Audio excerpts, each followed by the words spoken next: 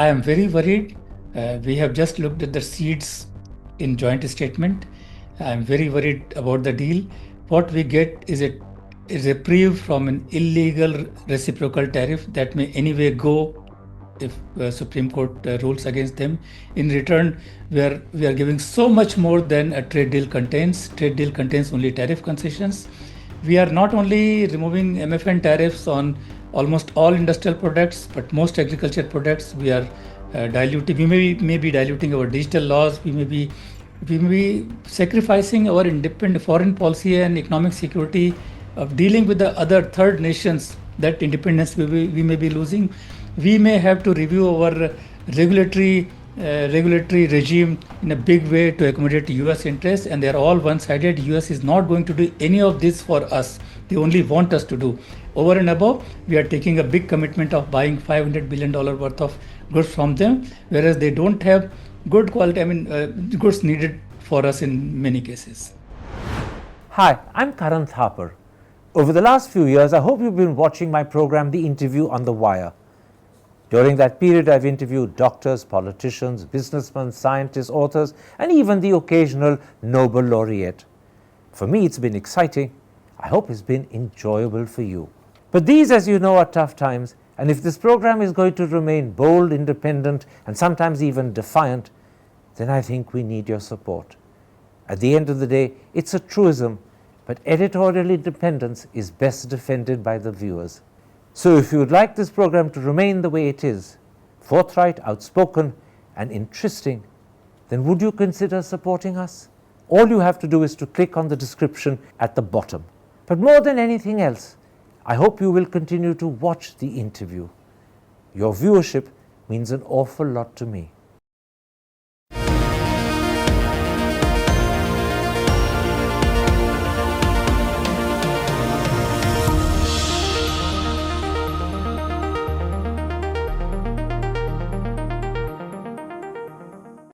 Hello and welcome to a special interview for The Wire.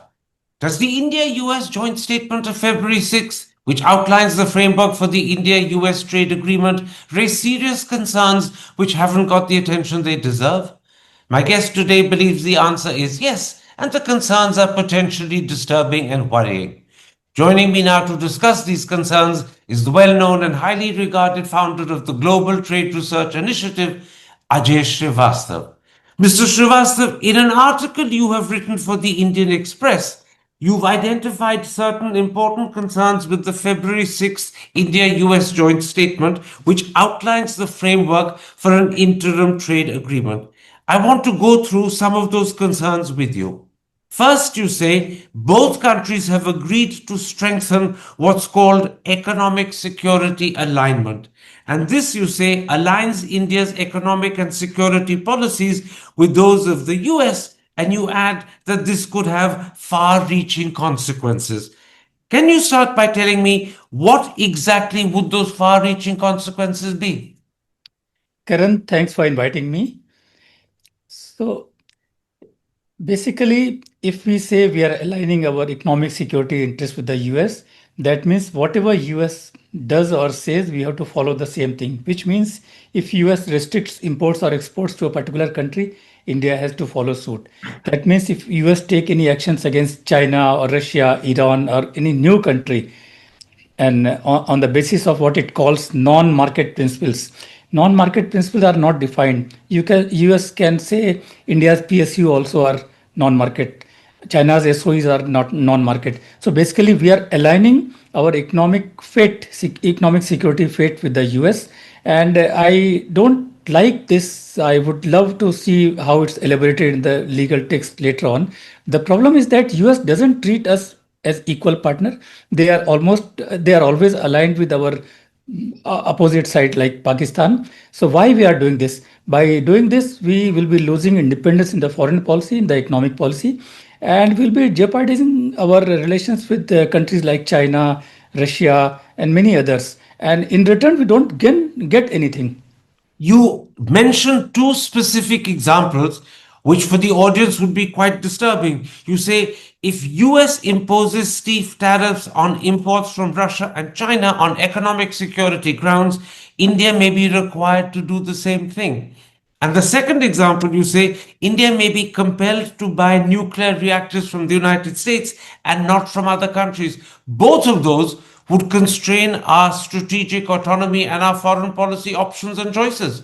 Yes, Karan, we have an example. US has signed a similar agreement with Malaysia, and their legal text running into hundreds of pages are available, and wherein Malaysia agrees based on these principles of economic security that it will follow whatever US says on the buying of, say, nuclear equipment, or if US imposes any tariffs restrictions, Malaysia will have to follow that.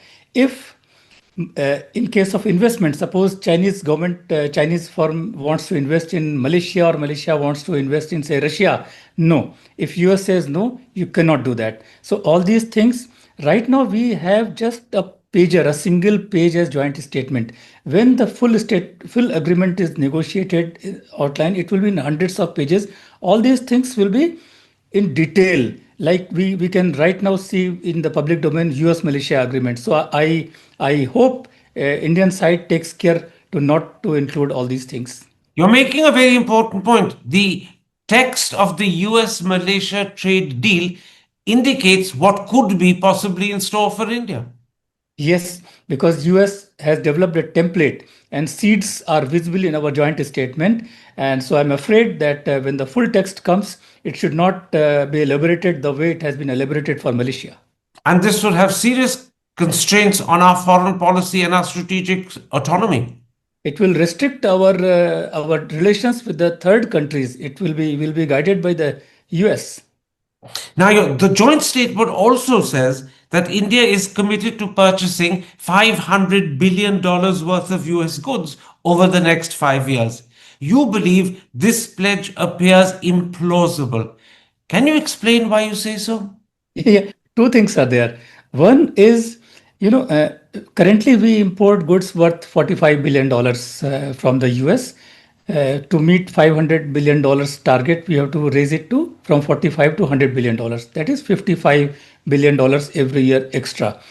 So how we can do that? People are saying that we can buy more aircraft, but we do a calculation. Today we have, say, 200 Boeings. If you buy another 200 at the average cost of $300 million per Boeing, it will be just $60 billion. Where from the rest will come? We can buy oil 4 times we are buying from the US tomorrow, but still that will be not exceeding 10-15 billion dollars. We can buy nuclear reactors, we can buy data centers. Still there will be large gap. My problem is that why US is imposing this one-sided thing on us.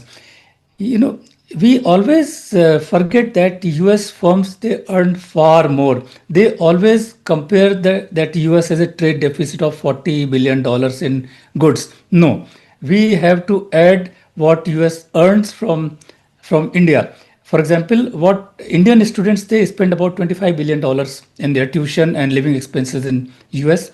US firms, their banks, their consulting companies, their pharma companies, their McDonald's, their other companies, they run a big amount of money from India. And I think if we add exports and imports and US firms earning in India, US will be in high surplus. So we buy much more from them if we consider all spendings in earnings and spending in dollars. But they are focusing on one area. We should try to contradict that. But on $500 billion, another problem is that, if this target is set for China, I don't have any problem. Already we are buying about goods worth $120 billion from China. But US doesn't have goods. US is mostly into highly subsidized agriculture goods or energy products like coal or petroleum, or very high-tech goods or military wares or aircraft. They are nearly absent from most of the industrial goods which come from China. That's why if this target is there, we'll end up buying a lot of spurious things we don't need from the US. You're making two very important points. You're saying that target of $500 billion over 5 years is not just unachievable, it's also unfair. It's unfair. It's one-sided. US is not taking any commit for buying goods from India. Second, they are a developed country, and third is they don't have sufficient useful goods to supply to us of this value. They don't have. Now, according to today's Economic Times, Vikram Misri, the Foreign Secretary, has told the Parliamentary Standing Committee on External Affairs, headed by Shashi Tharoor, that the $500 billion target is aspirational, not binding. Is that your reading of the joint statement, that this is aspirational, it's not binding? Yeah, so it says India intends to buy. Why it is there at all if it's aspirational? That's a very good point. Now, let's come to a third issue that you raise in your Indian Express article. You point out that India is already highly dependent on US software and technology firms. You say this makes India, in effect, a digital colony. And you add that against this backdrop, the digital trade language in the joint statement is very worrying. Can you explain why? So I hope we discuss this point that India has already become a digital colony of the US so that we take some lessons and improve. So you see, from Android to iOS on our phones, to Windows and Office on our laptops, to our data centers owned by mostly US tech firms, to our security software, to our bank software, to our airport software, everything runs on the US systems. What can happen? I'll tell you what can happen. So in May last year, Microsoft suddenly, without warning, they stopped supplying services to the Nyara energy refinery based in Vadnagar, Gujarat. Why? Because EU issued a sanction against Nyara. So without Microsoft was getting paid by Nyara for supplying these email and other services, they stopped. So refinery had to be stopped. It could restart only after intervention by the High Court. So imagine if things go wrong at some level, then all our phones, all our windows, our systems, airports, they can be flipped off through a push of a button. We should discuss this more. China is independent of US software. Russia is independent of US software. Even smaller countries like Iran, they have their own software. It's time we focus on this. I think this is the most important issue facing India right now. Now, with this backdrop, when I say we are already a digital colony, when we agreed to digital rules set in the joint statement and later be expanded in the total free trade agreement, you know what they say. India, for example, is opposing that. Before that, I'll give you one example. You know, all the world is moving from physical to digital domain, so taxes also have to move in that. But US tech firms are opposing any imposition of taxes on them.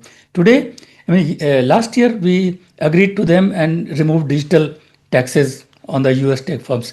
So through this agreement, US wants to take a binding commitment from India that India in future also will not impose such taxes.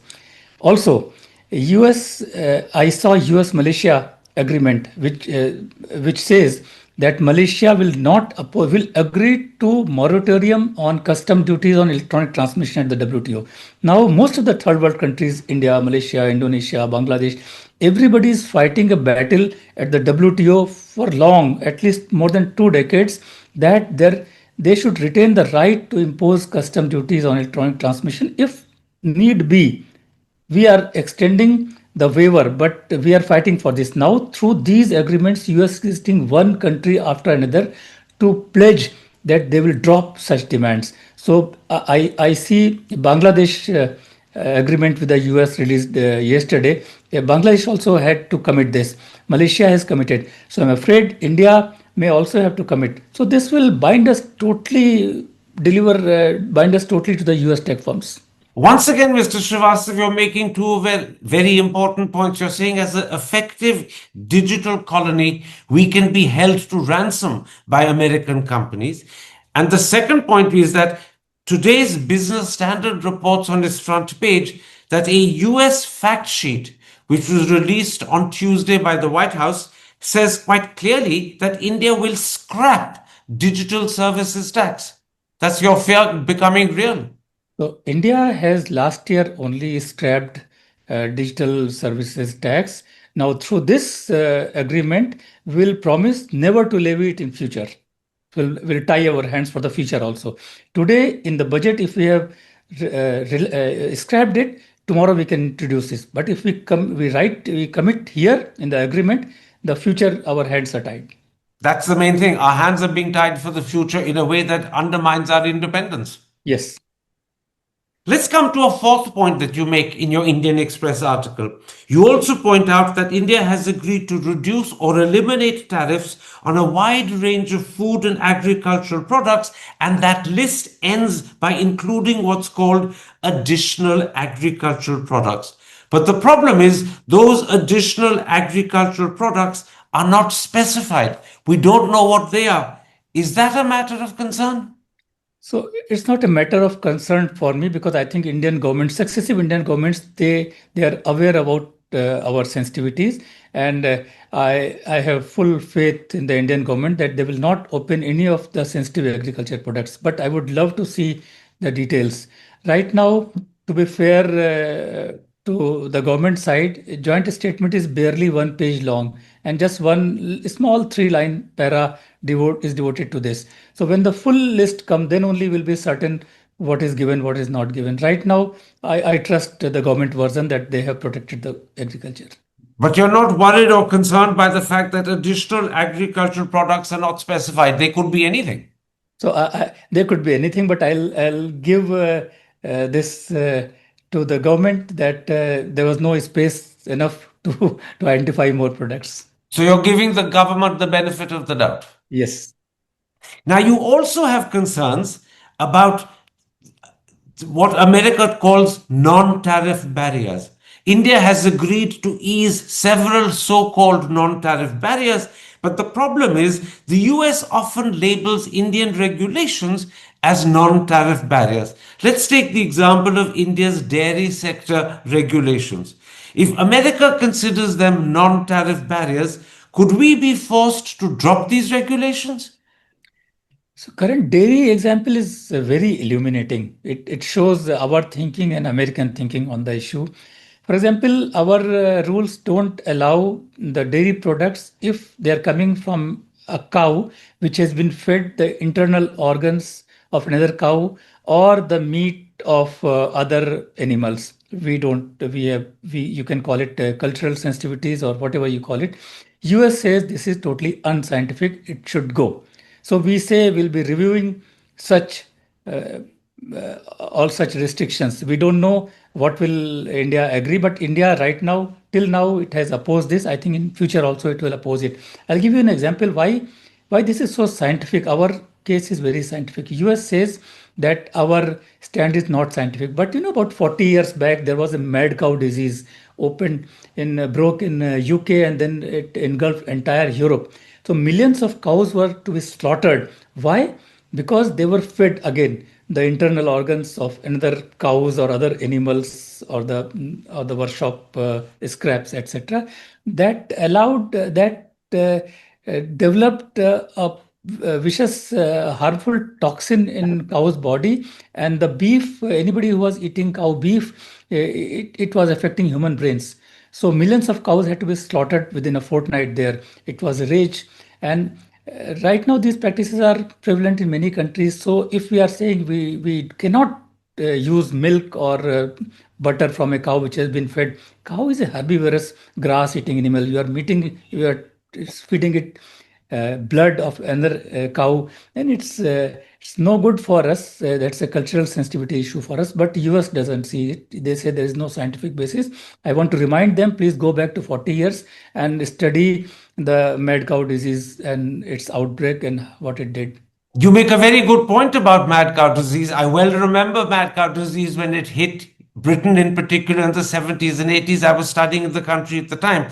But your wider concern is that under American pressure, India could be forced to review its dairy sector regulations. That's your fear. So, when I talk to my friends, many of them, they don't agree. They say my views are extreme. So what they say is that why not allow this? Why not allow this and write on the packaging that this contains this? Let people decide. I said, no, as a country, if it's a cultural sensitivity issue for large number of population, why even allow these things? And what we get in return? Nothing. It's all one-sided concessions. US is not going to dilute any of their laws for us. They are only forcing us to dilute our laws. That's the worst point.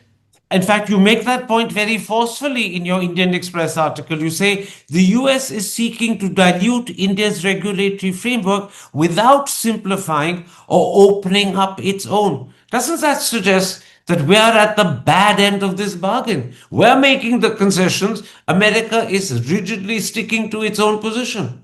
That's absolutely correct, Karan. So we are at the bad end of the bargain. So many people in India are celebrating because we got reprieve from that illegal reciprocal tariffs, and in return we have to see what in return we are giving. So trade deal, if suppose we agree, we can agree to something. I have no problem. I don't lose anything. But still, it's a trade deal. It's not a charity. If you give me $100, I'll give you $100. Even if I have in my pocket $200 surplus, I'll not give it to you. That's how we negotiate trade deals. In my half the working life, I have been a trade negotiator, and we do this. Even if I can give something to you, I will not give unless I get something in return. It's not charity, it's a trade deal. But in this deal, we are giving so much more. Finally, Mr. Srivastava, let's come to President Trump's claim that India will stop buying Russian oil, whether directly or indirectly. America, he also claims, will monitor India's import of oil from Russia, and if India resumes buying Russian oil, America will reimpose penalties. Doesn't this mean that the US tariff reductions are conditional? And secondly, that they're conditional on something that India has neither publicly accepted nor formally committed to? Yes, absolutely so. We have to understand how tariff reduction will work. So US has imposed 50% tariffs on us, 25% reciprocal tariff, which will go down from 25 to 18%. So 7% reduction is there, and the 25% tariff on Russian oil purchases. If we resume Russian oil purchases, the 25% tariff will come down. So today 50 to 18%, but if we resume, if US finds evidence that we are buying Russian oil, it will be 18% plus 25%, it is 43%. That means deal loses its significance, deal will fall through if US applies those things. But US policy on Russian oil is so full of hypocrisy. They are targeting India. They are not targeting China, which is the number one buyer of Russian oil. They dare not say a single word against China buying Russian oil. Second is, for whole of the world, they US issued a sanction against two Russian firms, Rosneft and Lukoil, in October 2025, where they say you don't buy oil from these two firms, but you can buy oil from other Russian firms. India, that distinction is not there. Even if I am buying from non-sanctioned firms, this US will not be happy, will be reimposing tariffs. So US is being very punitive, especially against India, and they are not talking about China, not talking about the other countries. This clearly explains why Piyush Goyal, Jay Shankar, and most recently Vikram Misri simply are unable to give a straight, clear answer to the question, will India stop buying Russian oil? All three of them have either said that it's beyond their mandate, they can't answer it, and they've passed the buck, or Vikram Misri simply fudged the issue. So Karan, no, I say from US side, every second day, third day, some disparaging commentary used to come, but we don't respond as a government, as a country. And I think in the Indian government's mind, something must be happening. I cannot read their mind, but if I have to do that reading, I'll say, okay, let's buy, say, 1 month's time. Within 1 month's time, let's see if US Supreme Court upturns their reciprocal tariff. There are high chances. Let's see if this Ukraine war stops, then Russian oil issue will go, and so many other things must be in Indian government's mind. That's why they are not opening. They are just buying time, and this is what other countries like European Union, Japan, South Korea, when they did a deal with US, they also had to eat the crow and follow this. Absolutely. We don't know what is in the Indian government's mind, so I'll sidestep that issue because we'll simply be guessing. But let Yes. me put something else to you, and it's something that you have mentioned earlier in this interview. Your concerns arise out of things that are mentioned in the February 6th joint statement. But we'll only know if those concerns are realized when the final text of the trade agreement is signed. We have a clear idea of what the US has imposed on Malaysia. We fear and suspect that something similar could happen to us, but we'll only know when the final text is finalized in about a year or more. Doesn't that mean that till that text is finalized, which could take up to a year, this is a time bomb that is ticking away? No, no, I would rather say the seeds contained in the joint statement, they are well known. They will alert Government of India to be very watchful and careful while negotiating the final text. We hope they We will hope. alert the government of India, don't we? Yes, I mean, we the hope. government of India has given us no guarantee that they are alert to the dangers you have identified in this interview. These dangers have not been mentioned by the government of India. They haven't been addressed by any spokesman of the government. You're the first person to do so. So we hope the government is on board, but we don't know for sure. I'm sure government will take care of country's interests. In which case, let me ask you, how worried are you? In your heart of hearts, how worried are you that India could make damaging concessions to secure that trade deal with America, which we'll only have the details of in roughly a year's time? And if the answer is that you're worried, what is the value of this trade deal for us? I am very worried. We have just looked at the seeds in joint statement. I am very worried about the deal. What we get is a reprieve from an illegal reciprocal tariff that may anyway go if Supreme Court rules against them. In return, we are giving so much more than a trade deal contains. Trade deal contains only tariff concessions. We are not only removing MFN tariffs on almost all industrial products, but most agriculture products. We are diluting. We may be diluting our digital laws. We may be sacrificing our independent foreign policy and economic security of dealing with the other third nations. That independence we may be losing. We may have to review our regulatory regime in a big way to accommodate US interests, and they are all one-sided. US is not going to do any of this for us. They only want us to do. Over and above, we are taking a big commitment of buying $500 billion worth of goods from them, whereas they don't have good quality, goods needed for us in many cases. So when you say you're very worried, and those are your precise words, what you're saying is that there's a real danger that India could make unjustified concessions to the US, concessions that will damage and hurt us. So I can only say at this moment, let's hope that final text contains a better deal.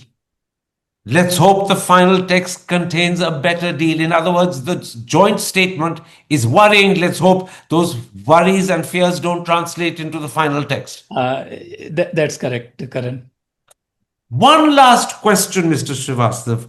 The relief the trade deal offers India is in terms of cuts in President Trump's reciprocal tariffs. But if the US Supreme Court declares those tariffs to be illegal, which many people expect could happen, and you yourself a moment ago suggested that that could be the case as well, where would the deal then stand? Would it have lost much of its value for India? So let's understand this. It's very interesting, Karan. So US president doesn't have power to do a free trade agreement wherein normally countries cut their regular tariff. We call them most favored nation tariffs, which are WTO compatible. So US president doesn't have power to do those things because US Congress has not given that fast track authority to the president. So what president is doing is that he is using one old US act called Emergency Economic Powers Act to impose these tariffs. He says, I have to impose these tariffs because other countries, they are not buying US goods enough. That's why US deficit is increasing. But now this was challenged in the lower US courts. So two lower US courts, federal court and one more court of international trade, they ruled against the Trump's reciprocal tariff already. They say US president has transgressed its authority. They cannot use to impose reciprocal tariff based on just trade deficit, which is a normal trade relation. It's a no national security concern, no threat to US national security. Now the case is again at the final stage in the US Supreme Court. Supreme Court justices have made some scathing comment supporting the lower court judgments against the Trump administration's reciprocal tariffs. So it's delayed slightly, but it can come any day. And till now, whatever has happened, I hope they will upturn the reciprocal tariffs, and then the deal loses value immediately. Absolutely, because if the Supreme Court rules against Trump and the reciprocal tariffs are declared illegal, America will have to come down to MFN tariffs, which are roughly 3 and 4%, which is what the situation was before Trump came into office. In which case, the concessions we're making to get reciprocal tariffs of 25% reduced to 18 will simply be wasted, because in fact the tariffs will have gone down to 3% and 4%. Yes, yes. Before April, tariffs were MFN tariff 3%. Then Trump raised them to 50 plus 3, 53%. After trade deal, they come down from 53% to 18 plus 3, 21%. So before April, only 3%, now 21%. How this is a deal? But India is not alone. Whole of the world is doing such bad deals because they want to buy peace with Trump for some time, hoping that something happens, that all these things they get quashed. Absolutely. But the point you're making is that if the Supreme Court in the United States rules against Trump, American tariffs will immediately come down to 3 and 4%, which is what they were before April. And we then will have made concessions to get a reduction from 25 to 18, right? And those concessions now will suddenly be unnecessary. Yet they'll have been made. We'll have been stuck. That's correct, but India is not the only country because Everyone will be stuck. Yeah, Karan, US is such an easy and big market. 1/5 of our exports go there. They were down by 20% between May and December. So everybody was baying for this deal, that we should get a deal, get some temporary reprieve compared to other countries. And that's how EU has a deal with the US and South Korea, Japan, UK. Everybody had such bad deals. India is not alone. I only feel that against this temporary reprieve, India should not make some long-term commitments on non-trade areas like we discussed, on regulation, on buying, on security issues, all these things. Absolutely. And I hope the government is hearing you. I hope in particular that Mr. Goyal is hearing you, because what you've had to say should be an alert warning to him. I thank you, Mr. Srivastava, for making time for me. I thank you for your understanding and analysis of aspects of the joint statement that haven't got the attention they deserve and yet are deeply concerning and worrying to the Indian people. Take care. Stay safe. Thanks, Karan. Hi, I'm Karan Thapar. Over the last few years, I hope you've been watching my program, The Interview on the Wire. During that period, I've interviewed doctors, politicians, businessmen, scientists, authors, and even the occasional Nobel laureate. For me, it's been exciting. I hope it's been enjoyable for you. But these, as you know, are tough times, and if this program is going to remain bold, independent, and sometimes even defiant, then I think we need your support. At the end of the day, it's a truism, but editorial independence is best defended by the viewers. So if you would like this program to remain the way it is, forthright, outspoken, and interesting, then would you consider supporting us? All you have to do is to click on the description at the bottom. But more than anything else, I hope you will continue to watch The Interview. Your viewership means an awful lot to me.